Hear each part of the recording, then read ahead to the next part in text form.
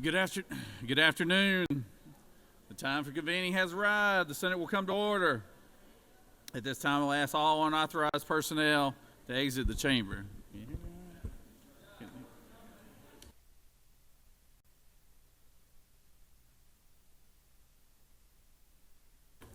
I recognize the senator from the 6th. Speak to the journal.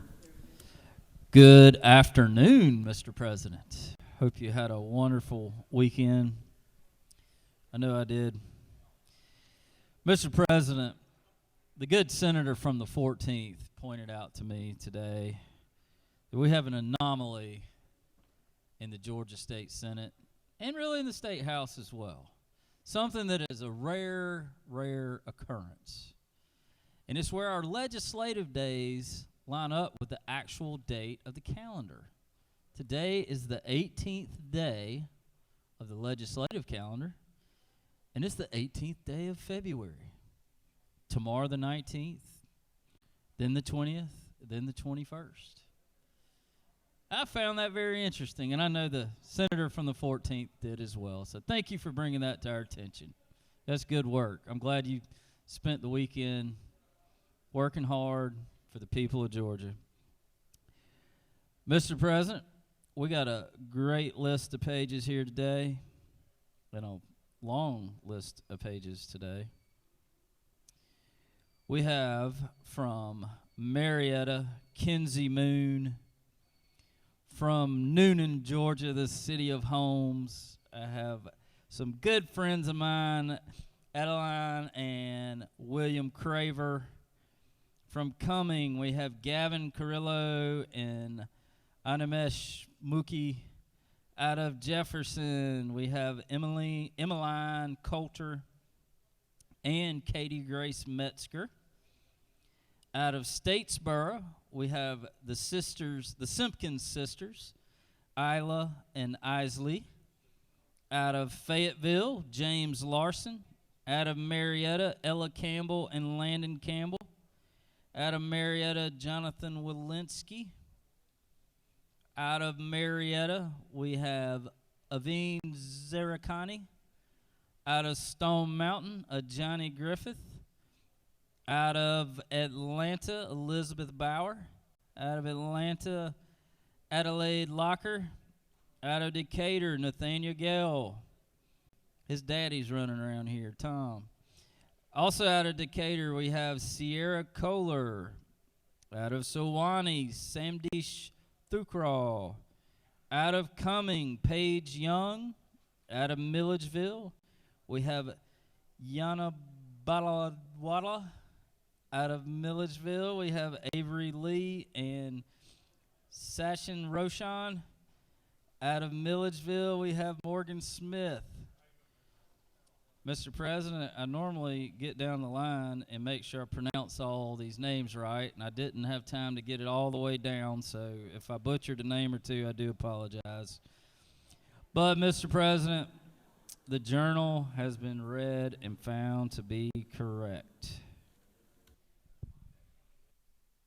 Yeah, there's a bad echo, too. We got IT coming to look at the sound system right now because not only were you mispronouncing their names, the echo made it sound even worse, So.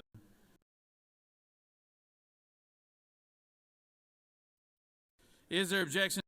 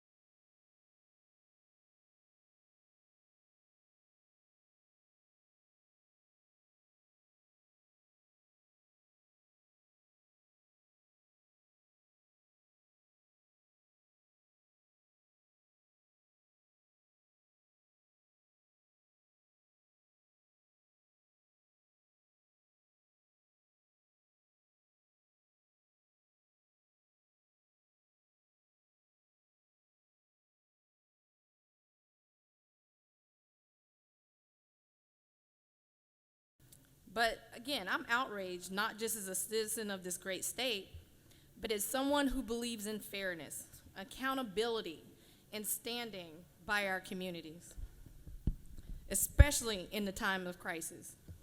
When natural disasters strike, it has long been the practice of the federal government to step up and provide relief. But what we've seen in the wake of Hurricane Helene is outright failure of the leadership of the Trump administration. Traditionally, federal disaster relief follows a 90-10 funding match, 90% covered by the federal government and 10% by the state. This standard has been upheld across administrations, no matter what president is sitting there. And this was including under President Biden, who ensured that states across the country received the help they needed after major disasters. Even a red state like ours gave us the money. But now, under President Trump, that precedent has been cast aside. Instead of providing Georgia with the expected 90% federal funding match, the Trump administration has slashed that number to just 75%, forcing our state to shoulder an extra financial burden we should not have to bear. Governor Kemp has left us with no choice but to include this in the budget. Millions of dollars to cover this shortfall. Money that could have been used to lower the cost of living, improve infrastructure, invest in education. I would say housing, that's almost number one that I hear all the time. But instead, our tax dollars are being redirected to recover gaps left by the federal government. A federal government that has turned its back on the state of Georgia. This isn't about numbers on a budget sheet. This is about our communities, and it's about our families that are still recovering, businesses that are struggling to rebuild, local governments working to clear debris and restore essential services. They deserve better. We deserve better. And let's be clear, this denial of adequate relief is not just a bureaucratic oversight. It is a deliberate decision. When Georgia requested an extension to receive critical aid for cleanup and emergency protective measures, the Trump administration outright denied it, saying that the increased level of funding is not warranted. Not warranted. Tell that to the families who lost their homes. Tell it to the local officials who are scrambling to cover costs. Tell it to every Georgian who believes in fairness and the principle in times of need that the federal government should step up and not step back. This isn't a partisan issue, clearly. We have SB 52. My name's on it. This is about standing up with our state and demanding what is rightfully ours. The Trump administration must be held accountable for failing Georgia when Georgia needed the help most. And we must make it clear that we will not tolerate being left behind. Thank you, Mr. President. I'll yield the well.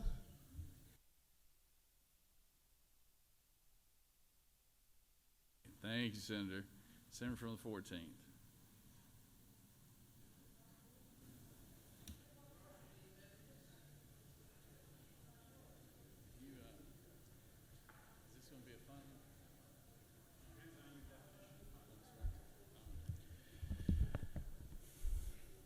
Good afternoon, colleagues. My name is the Senator from the 14th, and this is Trump Afternoon Tea. Trump Afternoon Tea, an official subsidiary and affiliate of Trump Morning News, your number one leader in Trump news entertainment. Today in Trump Afternoon Tea, everybody in the federal government seems to either be fired or resigning. Last week, over 10,000 federal employees were fired. The legality of many of these firings still in question because of civil service protections. Just to review a couple of the firings, hundreds of Federal Aviation Administration employees were fired.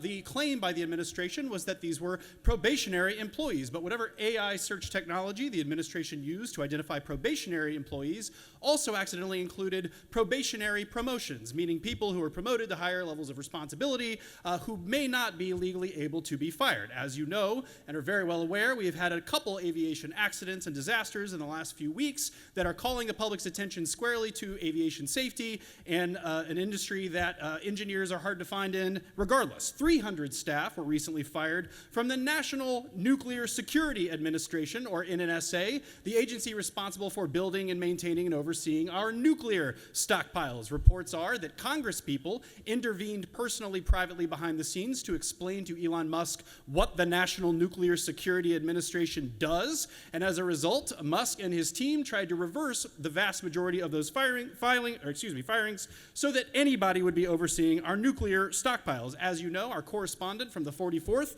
covered the CDC firings of 1,300 staff, some of whom included disease detectors responsible for responding to outbreaks. Now, of course, Elon Musk, our co-president, is looking for more opportunities to take a hatchet to the entire federal government, including alleging, I apologize to the senator from the 50th for that terminology, that was offensive.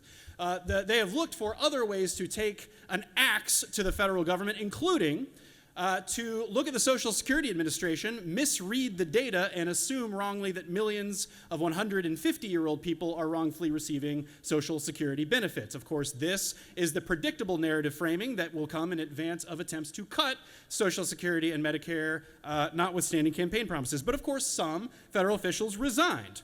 You may be familiar with the New York case of Eric Adams, current New York mayor, who was caught receiving and sending text messages with Turkish officials to accept gifts totaling over $100,000 in value in exchange for allowing the Turkish government to establish a consulate in New York City. This is, to say the least, against federal law. The Southern District of New York had been engaged in an indictment, a prosecution of Eric Adams, that has recently been moved to be dismissed. Why? Because New York prosecutors, including Danielle Sassoon and Hagen Scotton, some of the best luminaries of the Southern District of New York office, and also both personally conservatives, refused to dismiss the indictment at the direction of top DOJ officials in a plainly partisan and political exchange between President Trump and Eric Adams, who sought his favor. In the course of these events, Trump Deputy Emil Bove locked DOJ attorneys in a room for an hour and said, if you cannot pick the person who's going to dismiss the Eric Adams indictment, all of you are fired. They had a conversation. One senior attorney agreed to do it, but then backed out. And Emil Bove, the second in command at DOJ, had to sign the filing himself because DOJ attorneys were committed to DOJ independence and the rule of law. Just today, there's reporting that a D.C. prosecutor resigned their position instead of carrying out an order to investigate a government contractee criminally and to seize their assets. Here with critical commentary on today's news, our special guest, the senator from the 14th. So to be very clear, very clear, the New York mayor, whose deputies are resigning en masse, the deputy mayors, because of how corrupt the New York mayor is and how obvious his deal was with President Trump, his indictment may be dismissed because he spent the last few weeks and months kissing Trump you-know-what. This is not a democracy that adheres to the rule of law. If you have to go kiss the ring of the sovereign, the strong man, in order to get selective political favor in the criminal process. And I want to be clear that you heard me on the D.C. prosecutor resigning. There is now a directive within DOJ to find somebody who's an opponent to criminally investigate and seize their assets. Okay? Now, I could go into, I don't have much time left, I could go into Brian Kemp, the governor of this state, rolling over and kind of doing his normal dance of sucking up or standing up to Trump, depending on the day, neither of which really works. But when he said that sometimes government should be, quote, right-sized, he's talking about 1,300 CDC employees, vast majority of whom are Georgians, who are doing God's work in protecting against some of the worst natural disasters that can happen. Do we remember that 5 years ago COVID happened and is still happening in some regard? Well, that's all the time we have for Trump Afternoon Tea. As always, colleagues, we remind you, you're just state legislators. There's nothing you can do directly about this, and there's nothing the Republican Party could have done in the last 20 years to prevent this from happening. Join us next time on Trump Morning News. Thanks, Mr. President. Oh, Moments with McLaurin. That's going to be your podcast. Brought to you by the foundation of Fifth Place is a Good Place.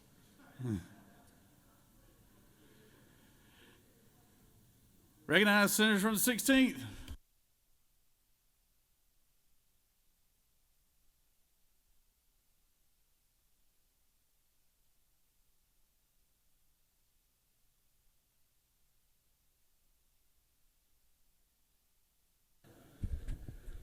Thank you, Mr. President. I appreciate it. Ladies and gentlemen, today I want to address a pressing issue that affects not only our businesses, but also the livelihood of countless Georgians, tort reform.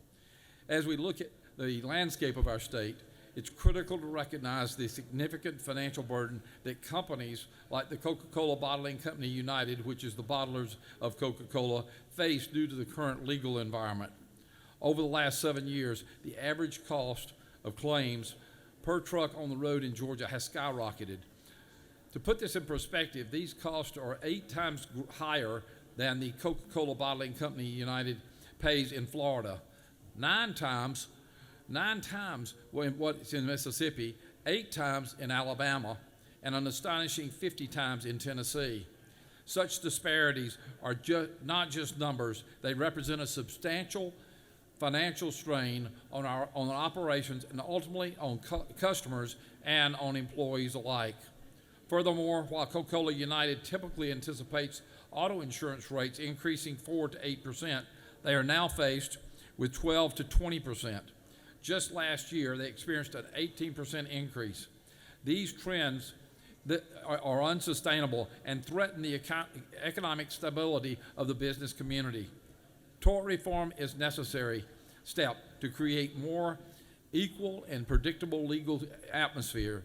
By advocating for reform, we can help reduce frivolous lawsuits, lower insurance costs, and foster a healthy business environment in the state of Georgia.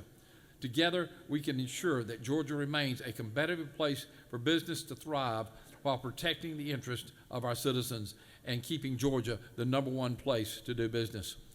Mr. President, thank you. Recognize the senator from the 56th.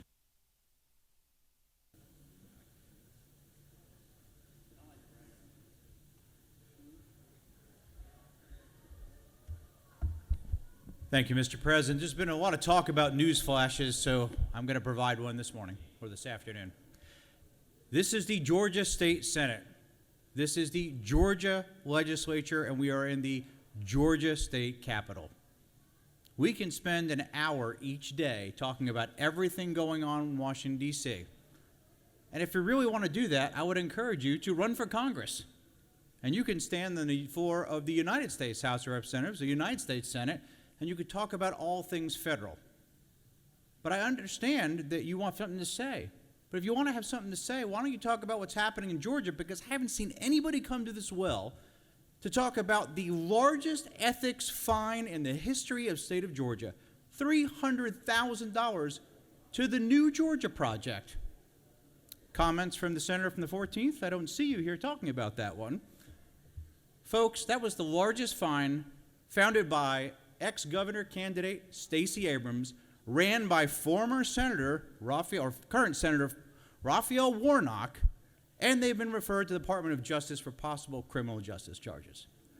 So don't come up here and spend an hour of our day talking about everything in the federal government that you don't like when you're not willing to talk about the things happen right here in the state. Let's get back to business, folks. Thank you. I yield the will.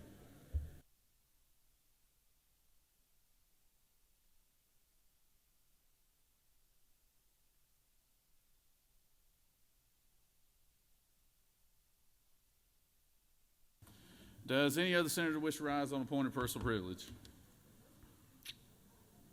You have before you a consent calendar of privilege resolutions. Does any senator wish to remove a resolution from the consent calendar? Is there objection to the adoption of the resolution on the consent calendar? Chair hears none. The resolution on the consent calendars are adopted.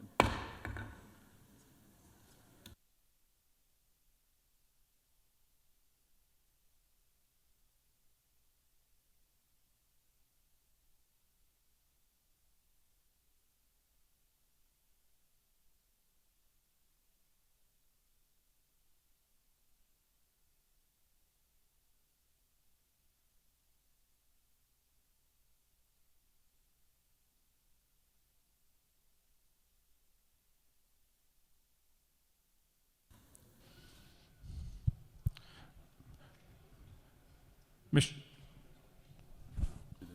Are there any motions to withdraw and commit? I now recognize the senator from the 51st. Mr. President, I move that Senate Bill 52 be engrossed at this time. Senator has moved that Senate Bill 52 be engrossed. Secretary, read the caption.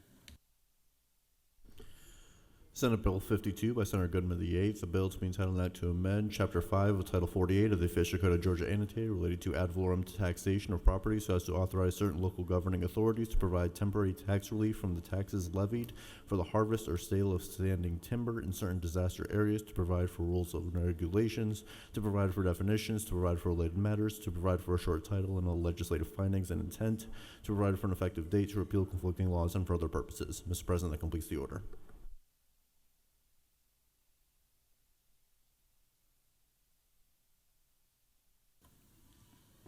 I do hear objection. So it is objection. Senator, would you like to speak to your motion?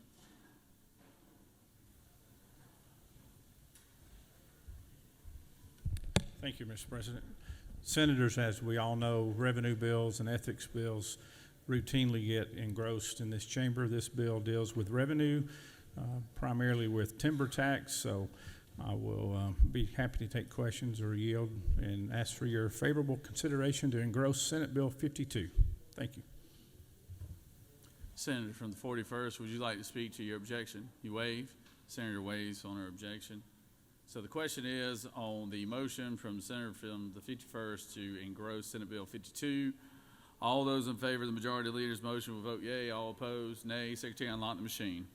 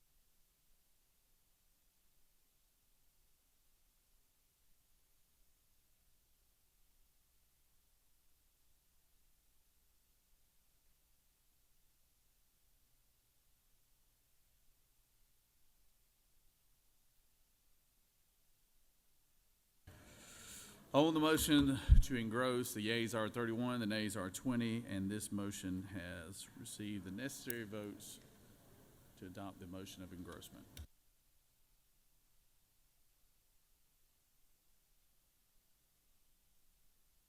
Moving on to the rules calendar. Senate Bill 52. Secretary, read the caption. Senate Bill 52 by Senator Goodman VIII and others, a bill to be entitled Act to amend Chapter 5 of Title 48 of the Official Code of Georgia annotated related to ad valorem taxation of property so as to authorize certain local governing authorities to provide temporary tax relief from the taxes levied for the harvest or sale of standing timber in certain disaster areas, to provide for rules and regulations, to provide for definitions, to provide for related matters, to provide for a short title, legislative findings and intent, to provide for an effective date, to repeal conflicting laws, and for other purposes. Mr. President, the Senate Committee on Finance recommends that this bill do pass by substitute. Respectfully submitted, Senator Huffstetler, 52nd District Chairman.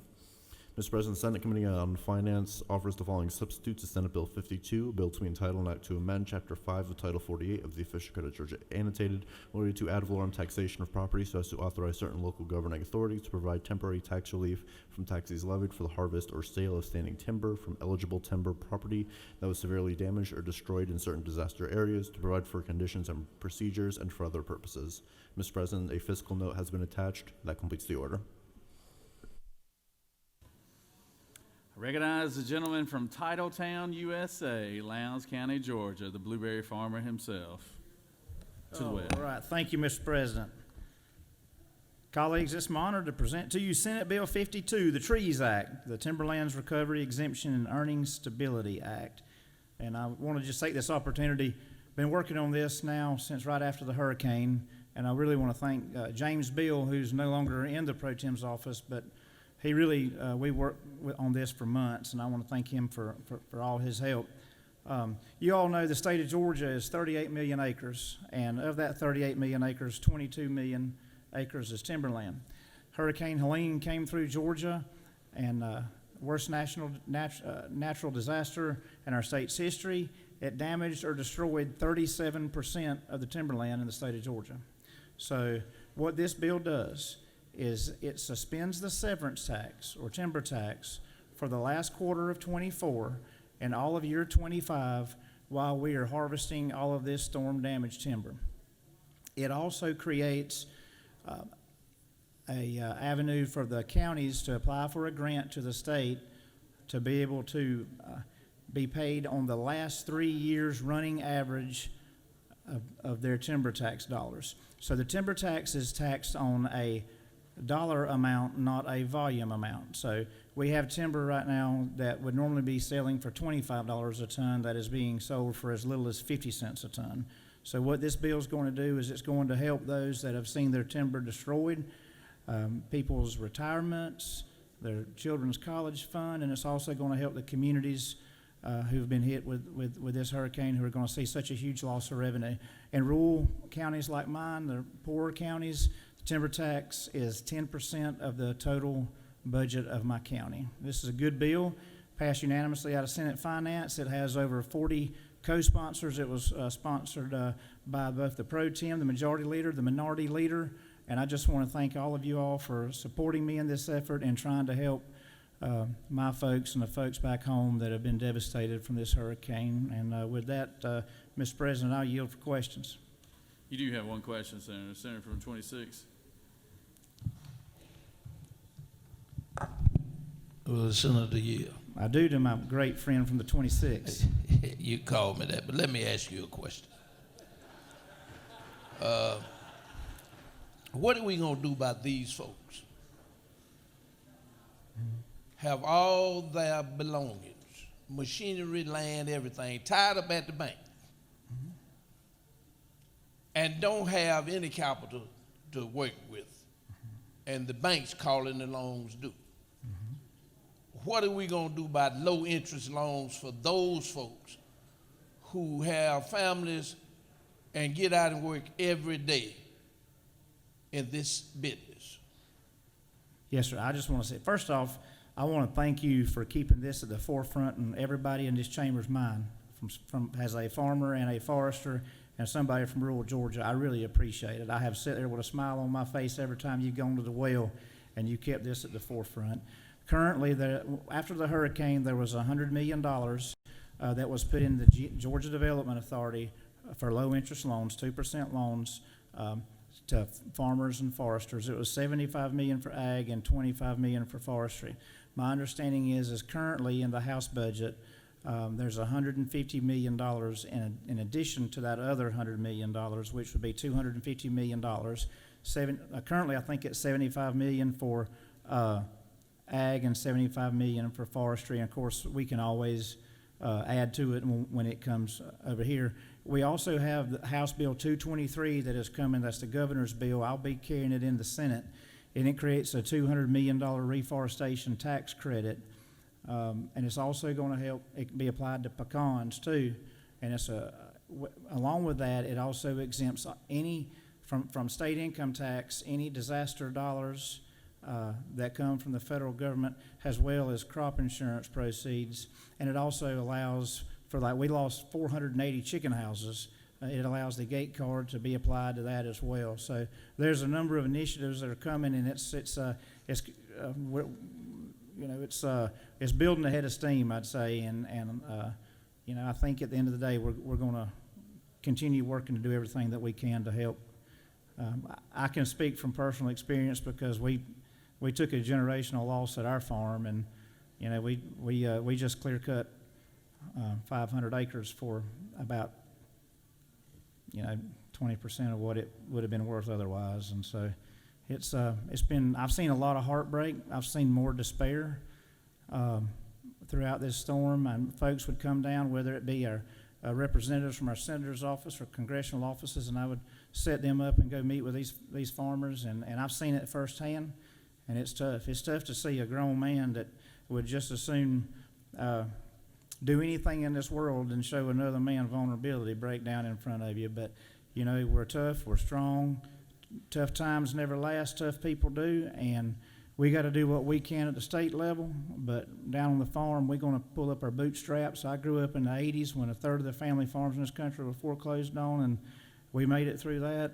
But we're doing everything we can, Senator.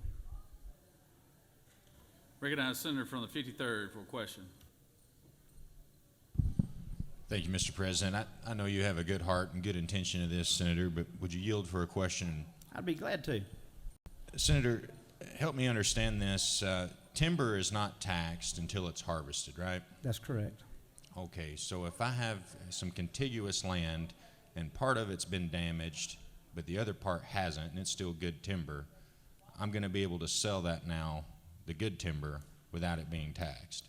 Yeah, the thing about it is the bill only applies to the counties that are declared FEMA disaster counties. I understand that. And we're selling wood for 50 cents, $1.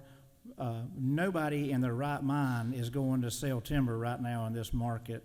But I will also say that there is a provision in this bill where the Georgia Forestry Commission, you'll go and you can certify, and the Georgia Forestry Commission is going to be and they'll be tasked with doing spot audits as well as far as the damage. Senator, if the price is already low and there's no tax, does that not incentivize more people to sell timber and flood the market and make prices go that much lower? No, sir. I don't think you're understanding what I'm saying. If you have timber that would normally sell for $25 a ton, and if you could and when you have a market where you have, we probably won't most of these loggers aren't logging but 4 days a week. The mills do not have the capacity to handle the amount of salvage wood that's out there. We probably won't end up harvesting but 15% of the wood that's been damaged across. I mean, you wouldn't say, if your truck's worth $30,000, you wouldn't sell it for $3,000. You understand what I'm saying? So are you suggesting, Senator, that because the logs are not worth anything, this adds some relief to go to the mill and keeps the government out of a cut? They're not having to pay taxes on, they've already lost 90% of the value of their timber. They're not having to pay another tax on top of that after they've already lost 90%, as well as it helps the counties, the rural counties like mine that depend on the timber tax to help fund local school boards and counties. And honestly, we've had so much cost with trying to recover from the storm in general. Okay, Senator, I appreciate it. Thank you. You do have one more question, Senator from 36. Thank you to my friend from Lowndes. I know we passed the bill in Finance Committee 100%, if memory serves me. And I've complimented you, isn't it true, in private about how much you have done to put the human face on the devastation that swept our state, particularly down in South Georgia, where you are. But my question is, the governor, as I understand it, you were talking about the way the money's going to be moving and what's in the budget. And as I understand it, the governor had already put disaster money in the budget in the wake of this generational storm, as you have educated us. And yet now it seems that we're going to be forced, since FEMA did a rope-a-dope and said move the goalpost and said, no, we're not going to pay 90%. We're going to send you 75%. Elon, that guy, that's up there making all those big decisions. And so the question is, the governor stepped up and said, well, we've got money in the budget to fill that hole, but that means that there won't be as much money coming for storm relief to Georgia. Isn't that right? Am I understanding the numbers right? Well, I would say that we've got quite a bit of money in reserves, and I feel like if you add it all together, I think it's somewhere close to $900 million, getting close to $1 billion that we're coming from state funds to help try to recover. And there again, no one's ever going to be made whole with this. And when the sun went down, the night of the storm, when it came back up, we'd lost a third of our largest industry in the state. has to the FEMA deal, I have nothing to do with that, but I would just say that, I encourage the folks in our congressional delegation to try to encourage it be extended. But I think there again, it's our job to do what we can within the chamber, within the power that we have, and I think that's what this bill does. It shows that we're in good faith doing what we can to help our fellow Georgians. Thank you. Yes, ma'am. Thank you. You have no more questions, Senator. All right. Thank you, Mr. President. I urge your favorable consideration, and thank you for everyone that helped support this. I yield the well. Senator has yielded. Does any other senator wish to speak for or against the measure? Chair hears none. Is there objection to the previous question being ordered? Chair hears none. The previous question is ordered. The question is on the adoption of the committee substitute. Is there objection to the adoption of the committee substitute? Hearing none, the committee substitute is adopted. Is there objection to agreeing to the report of the committee which is favorable to the passage of the bill? Chair hears none. The report of the committee is agreed to. Is there objection to the main question being ordered? Chair hears none. The main question is ordered. The question is on the passage of the bill by substitute. All those in favor vote yea. All opposed, nay. Secretary, unlock the machine.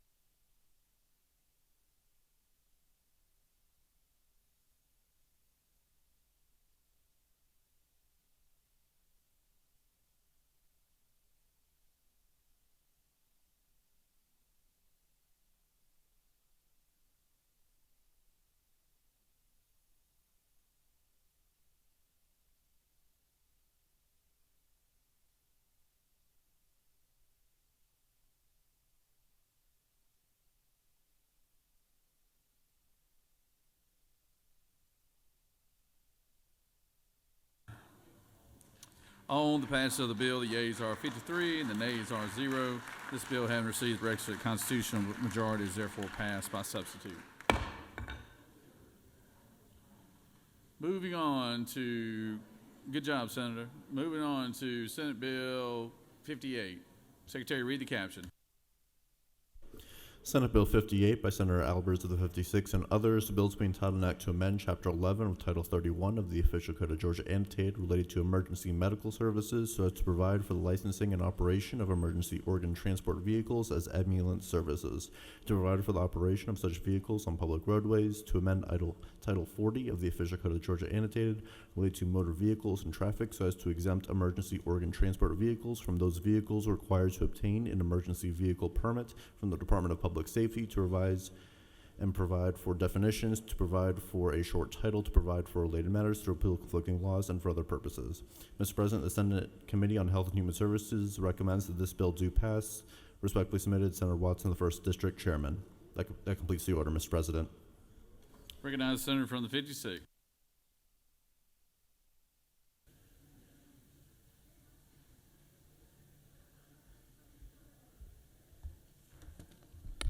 Thank you, Mr. President. Senate Bill 58 is the Georgia Transporting Life-Saving Organs and Personnel Act. Most of you know it's a very personal story to me, being an organ donor, and I've worked closely with all of the different groups representing our hospitals, organ donations, national groups that come together to make sure that whether a living donor or a deceased donor, that their organs get to the intended recipient on time and they're able to save their life. Sometimes there is time constraints of getting an organ from a hospital to another hospital. Sometimes it's coming from an airplane through the airport to a hospital and vice versa. Many of you may have seen on the roads that there are organ vehicles that look very similar to either a fire response or an ambulance. They have red lights and sirens on them, the very same that we do on other emergency vehicles. I was proud to work with our Colonel of the State Patrol and our Commissioner of Public Safety, Billy Hitchens, to come up with a protocol that matches everything else in Georgia law to make sure that these vehicles have the same exact rules, follow the same permitting process and have the same trained and qualified personnel at the times they need to run full emergency. That will not be often, but when it will surely save someone's life to get there in a timely fashion. Mr. President, if there are no questions, I will yield the well and ask for your favorable consideration. You do have a couple questions, Senator. Recognize Senator from the 28th.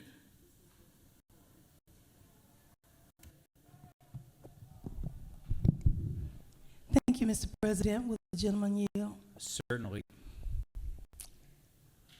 Isn't it true that I've had dealings with the transplant for many years now and brought out several bills that never passed? Senator, you have been a part of this the whole time, and you helped me pass the Giving the Gift of Life here in Georgia, and I know that you came to the well and talked about that bill and how important it was and how personal it is to your family, and I treasure the time that you have spent on this issue with me. Thank you, and thank you for giving your kidney to your son. Thank you, And Senator. you know, my teenage son that was killed by the drunk driver is still living in 11 people because he was a donor. And my late husband waited 10 years, though, for a kidney and didn't get it before he went to heaven. So this is an important bill, and I am going to definitely vote for it and urge everyone else to vote for it. So thank you very much. Senator, thank you so much for that. And this is to make sure, like your husband, that nobody else misses that opportunity. And I know he and your son are in heaven, and your son's living on, and all those people today. And thank you for sharing your story. Thank you. Recognize Senator from the 29th. Thank you, Mr. President. Senator Yield. Yes, sir. Senator, these vehicles being used, they will be used to transport vital organs between hospitals and other medical facilities where the operations are taking place. Is that true? Yes, Senator, that's true. In fact, sometimes if someone is a deceased donor, they may be in one area of the state, and they may get the process to take that organ, but they may be in another transplant hospital. Our two main ones here happen to be in Emory and Piedmont, and they need to get there at a certain time. And depending on the organ, sometimes it's not just the organ, it's also the medical personnel that go with that organ. Hey, Senator, for the yield. Yes, sir. And Senators, in my understanding, these vehicles will be running code full-time when you saw them. So rarely would you ever see one of these unless after a drop-off that the vehicle would not be in full code, using the same rules of the road that every other emergency vehicle uses as trained in the emergency vehicle operation course that's taught at JIPSTIC here in Georgia. That is correct, Senator, and most all of the folks that are operating those vehicles are our former brothers and sisters, retired police officers, firefighters, EMTs, and paramedics, who this is part of their effort to give back in their retirement years, who are fully trained. Thank you, Senator. No further questions, Senator. Thank you, Mr. President. I'd urge everyone to please vote green, and let's save some lives here in Georgia today. Thank you.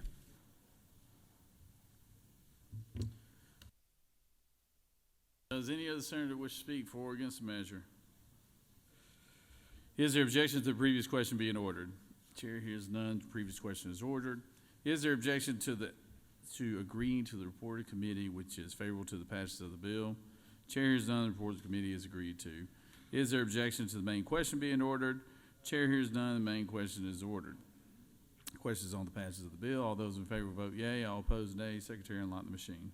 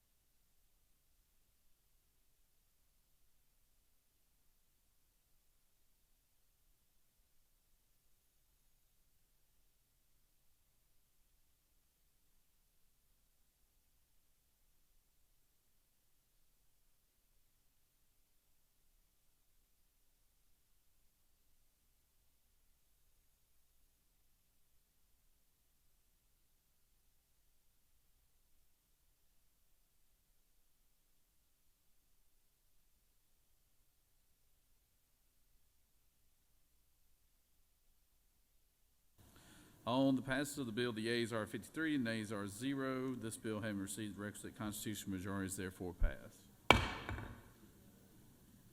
Moving on to Senate Bill 81. Secretary, read the caption.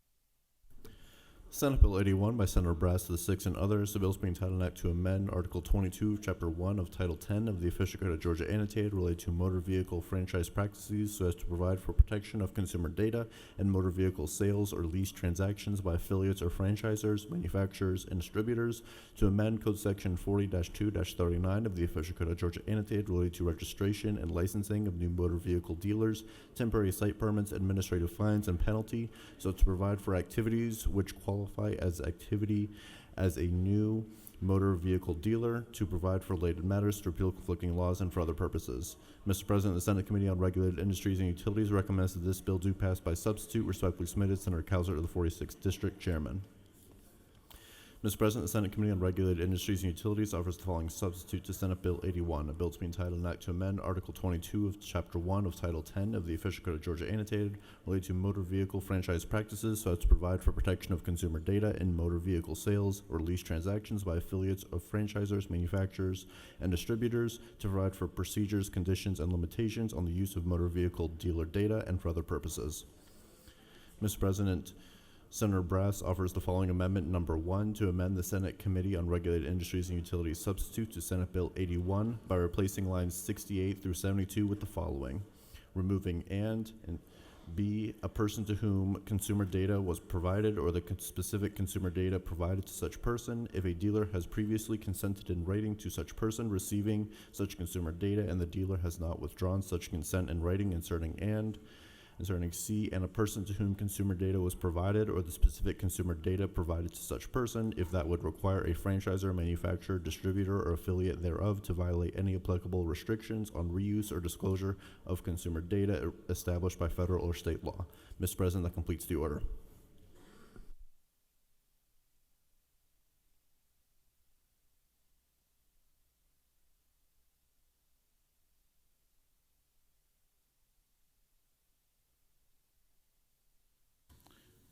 Recognize the senator from the 6th.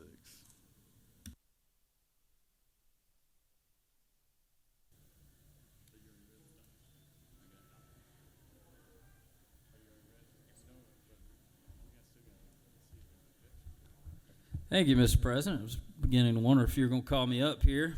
I don't feel like this should take long since the reader just read the entire bill for us. But I do bring you SB 81, and these are going to be some changes to our Georgia Franchise Practices Act.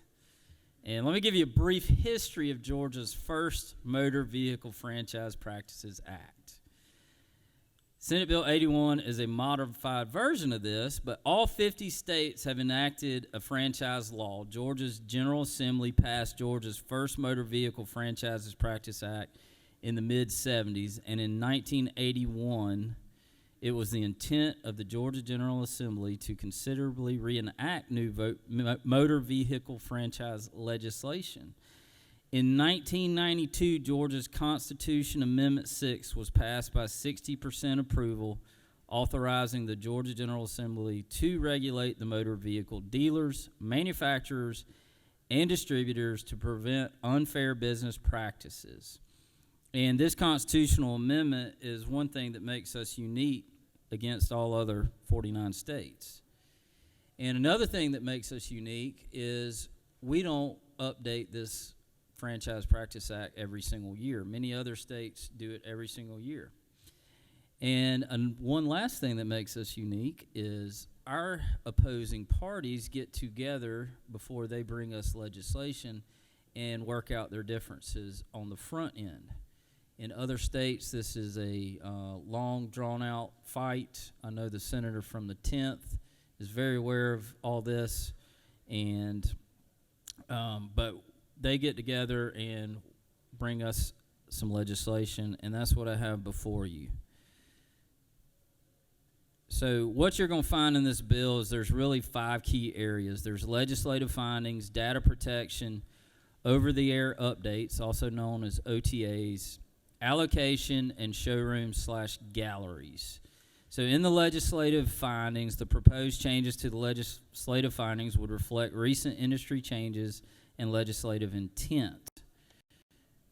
In the data protection section, you're going to see these changes are designed to promote competition in data management and integration, help dealers secure and monitor third-party access to ensure customer data protection. Y'all may remember there was a large breach this past year and shut down sales across the eastern seaboard, lost millions of dollars in potential revenues, not just for our dealers, but also in tax revenue. So the data protection piece is the most important part of this bill. Just some of the highlights there: it prevents unauthorized access, sharing, or selling of dealership data from their dealer management systems, prohibits third parties from limiting dealerships' ability to protect, store, or use its data, permit dealers to continuously monitor or audit data access from or written to their data systems without interference. Getting into the over-the-air updates, this is, again, the OTA section. The increasing use of OTA updates has raised... Senator, I think we can all read, and you have no questions, so... So, you know, yield the well. You made me wait in my seat. This ain't story time. Yield the well. You made me wait in my seat to bring this bill. I want to thoroughly vet it. Since there are no questions, I'll ask for your favorable consideration. Good grief. Senate Bill 81. And before I talk you out of a vote, I will yield the well. Thank you, Senator.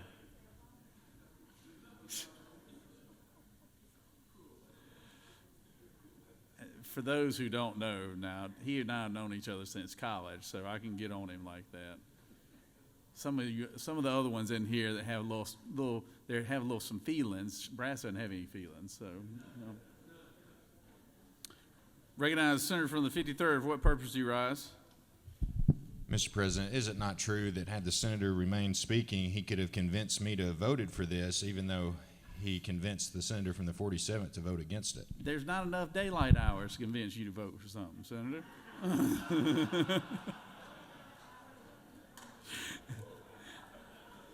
Does any other senator wish to speak for or against the measure? Chair hears none. Is there objection to the previous question being ordered? Actually, hold on. Let me do the amendment first. The amendment authored by amendment number 1, authored by the senator from the 6th, the author of the bill. Is there objection to the amendment? We already read the amendment, guys. So, no objection. Y'all want Mr. Rogers to come back up here and explain it to us again? So, would you like to speak to the amendment, Senator? Come on back up here. I thought I was done with you.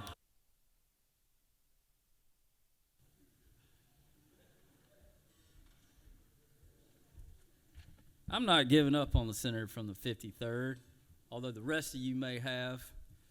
I got faith in you, brother. This amendment is simple. It clarifies that the bill does not require disclosure of any data if the dealer or if such disclosure would be a violation of federal or state privacy laws. I'll yield the well. Senator is yielded. On amendment number 1, is there objection to amendment number 1?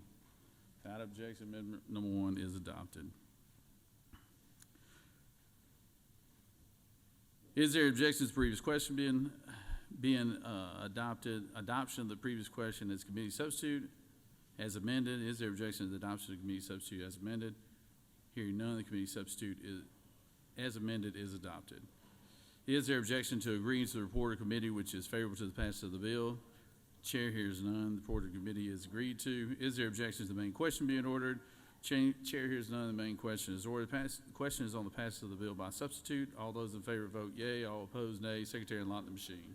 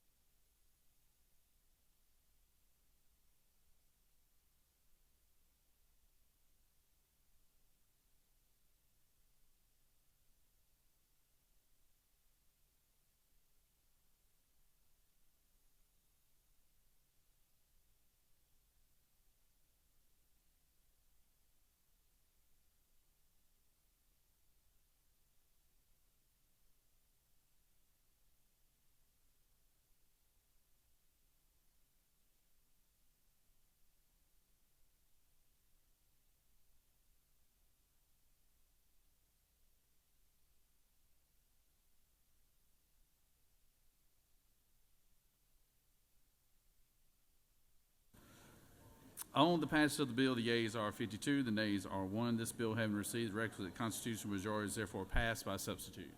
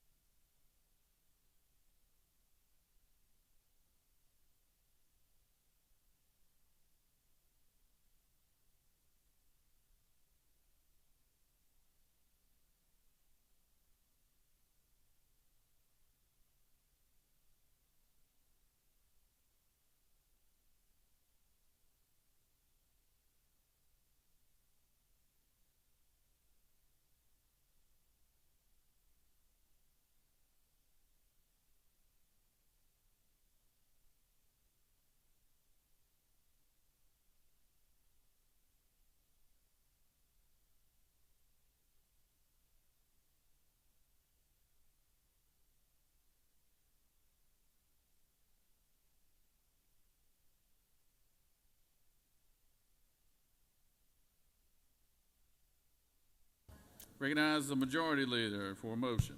Mr. President, I move that the Senate stand in recess pending receipt of a message from the House, and that upon receipt of said message and assignment of House Bill 92, the Senate stand adjourned until 10 a.m. on Wednesday, February the 19th. The majority leader has moved. Secretary, read the announcements. Mr. President, the Rules Committee will meet upon adjournment in room 450 in the Capitol. At 3:30, the Higher Education Committee will meet in room 307 in the CLOB. At 3:30, the Banking and Financial Institutions Committee will meet in room 450 in the Capitol. At 4:30, the Regulated Industries and Utilities Committee will meet in room 450 in the Capitol. At 5:30, the Education Youth Committee will meet in room 307 in the CLOB. And tomorrow morning at 8 a.m., the Economic Development and Tourism Committee will meet in room 450 in the Capitol. That completes the order, Mr. President. Any other announcements? Any other announcements? Going once, going twice. All those in favor of the majority leader's motion to stand in recess until we've received information from the House, then move on to adjourn. All those in favor of the majority leader's motion signify by saying aye. All those opposed, no. The ayes clearly have it. Y'all have a good day.